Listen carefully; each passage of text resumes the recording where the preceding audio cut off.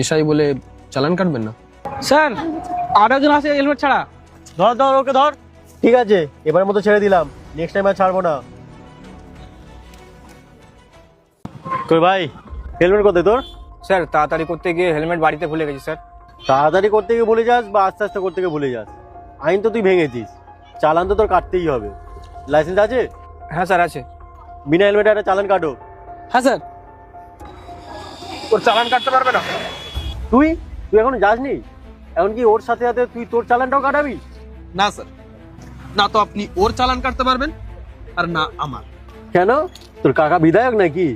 না স্যার, কাকা বিধায়ক তো নাই, তবে আমি একজন জার্নালিস্ট।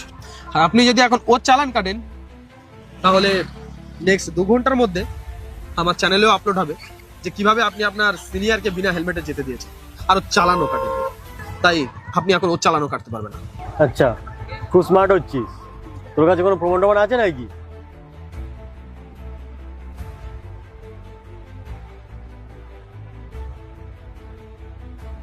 আপনি যখন আপনার স্যারের সাথে কথা বলছিলেন না, তখন আমি লুকিয়ে লুকিয়ে ভিডিওটা করে নিয়েছিলাম। জার্নালিস্ট স্যার, বিনা প্রমাণে কোনো কাজ করি না।